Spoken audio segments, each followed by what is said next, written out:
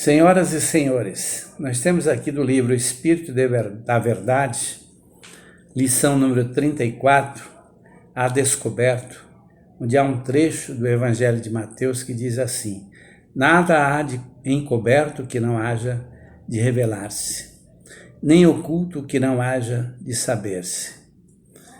Na atualidade, é deveras significativa a extensão do progresso humano aos variados campos da inteligência. Pormenores da vida microscópica são vislumbrados por olhos pesquisadores e argutos. Ninhos do cosmo infinito são tateados por delicadas instrumentações astronômicas. Aparelhagem múltipla ausculta o corpo físico, desvendando-lhes a intimidade. Experimentos inúmeros atestam a grandeza de tudo o que existe no seio da própria Terra. Avançando em todas as direções, o homem alcança eloquente patrimônio intelectual, senhoreando leis e princípios que agrupam os seres e as coisas, mantendo o equilíbrio e a ordem do universo. Entretanto, na razão direta do conhecimento que vai conquistando, o espírito divisa horizontes mais vastos e fascinantes, aguçando o esforço do raciocínio. Quanto mais conhece, mais se lhe amplia aos olhos imensos do desconhecido. Quanto mais lógica no estudo, mais se lhe patenteia a exiguidade do próprio discernimento em face da exclusividade, da excelsitude do todo divino. Alma alguma pode encobrir para si mesma as próprias manifestações no quadro da vida e, de igual modo, perante a lei, ninguém consegue disfarçar o menor pensamento. Tudo pode ser descortinado, sopesado, medido. Assim, não só a realidade ignorada por nós, como também as mentalizações e os atos do nosso próprio caminho serão revisados e conhecidos sempre que semelhante medida se fizer necessária no local exato e na época oportuna. Nada há encoberto que não haja de revelar-se, nem oculto que não haja de saber-se, esclarece o Senhor. Recordemos assim o ensinamento vivo em nosso próprio passo, agindo na esfera particular, como quem vive à frente da multidão, porquanto os nossos mínimos movimentos, na soledade ou na sombra, podem ser também trazidos ao campo da plena luz. Mais uma mensagem como as outras de Emmanuel, onde se exprime aí a sua sabedoria. E ele faz, portanto, uma comparação entre as revelações da sabedoria de Deus que se exprime, ou seja, o seu pensamento é expresso através da sua obra do universo. E essa obra está, digamos, à disposição do ser humano, ou seja, do princípio inteligente. Todos nós teremos acesso ao conhecimento referente ao mecanismo de ação divina para a elaboração de todo o universo, porque somos nós os construtores do universo. Deus é o Criador absoluto. No entanto, o homem é o co-criador em diversos planos. À medida em que evoluirmos, desde a condição de simples micro-organismo até a condição de arcanjos, nós estaremos servindo a Deus em patamares diferentes.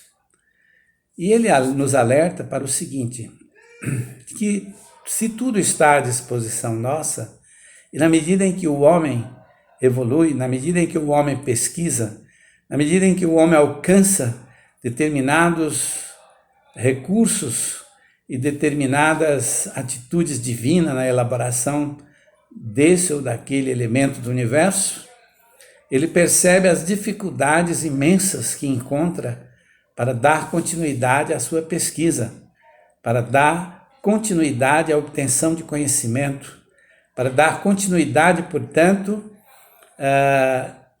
para descobrir como Deus realizou com perfeição todas estas coisas.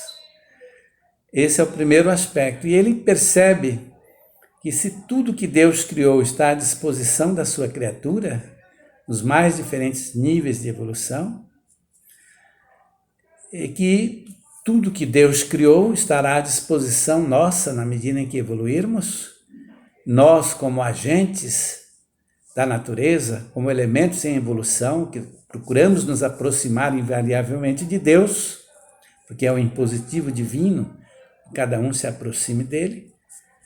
Portanto, temos todo o direito de assimilar este conhecimento de Deus. E nenhum de nós, tendo essa possibilidade,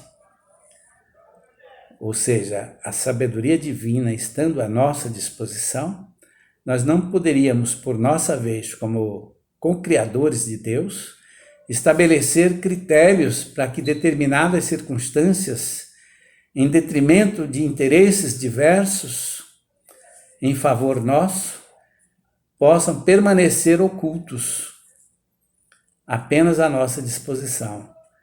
Ele quis dizer que se as leis de Deus são perfeitas, as leis materiais que são rígidas, inflexíveis, perfeitas, as leis morais igualmente detêm a mesma perfeição, a mesma rigidez, a mesma inflexibilidade.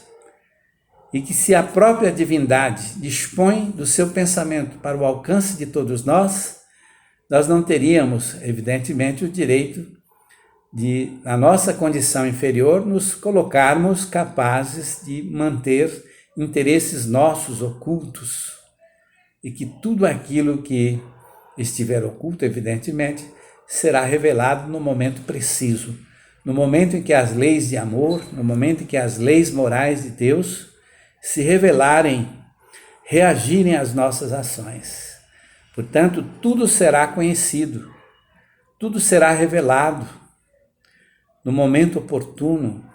E na medida em que avançarmos no conhecimento do mundo moral, na aquisição da moralidade, que é um dos fatores que caracteriza a evolução, a busca do conhecimento e a busca da moralidade, portanto, na medida em que isso ocorrer, nós sentiremos igualmente dificuldades, tal como ocorre com o pesquisador, que na medida em que visualiza esse ou aquele conhecimento, ele percebe que a sua própria capacidade de discernimento requisita um aumento substancial para que ele possa dar continuidade à busca do conhecimento. Portanto, é nesse sentido que o Evangelho se assemelha, portanto, à busca pelo Evangelho de Jesus, a busca pela aquisição moral, se assemelha à busca pela aquisição do conhecimento. Deus, em sua grandeza, nós podemos perceber com o auxílio, com as instruções dos Espíritos, de que Deus institui tudo de tal maneira, onde existe o mínimo possível de elementos que compõem a sua sabedoria, que compõem, digamos, a sua criação. E ele parte do fluido cósmico universal, onde naturalmente esse elemento que o homem ainda não compreende dá origem a todas as coisas materiais que existem no universo, e que é o elemento pelo qual se manifesta o espírito. Ambos, os dois elementos, espírito e matéria, partem da unidade divina. E a partir de modificações desse fluido cósmico universal, enigmático ainda para o ser humano, é que então ocorrem as transformações e as leis de Deus, tanto no campo moral quanto no campo material. Portanto, se as leis materiais são inflexíveis e rígidas, as leis morais igualmente são inflexíveis e rígidas. Exigem o mesmo sacrifício. Na medida em que avançarmos moralmente, perceberemos que necessitamos de mais esforços para alcançar um conhecimento mais profundo, uma capacidade maior de assimilar as leis e de colocá-las em prática. Então, mais ou menos nesse sentido que devemos entender a mensagem de Emmanuel sobre essa relação que existe entre a forma pela qual se manifestam as leis de Deus no ambiente material e como se refletem as leis de Deus no ambiente moral. O Evangelho estará sempre presente e sempre ligado aos fatores relacionados com a própria construção do universo, com a própria construção dos corpos pelos quais se manifesta o Espírito, pela própria matéria. Que Jesus nos abençoe a todos.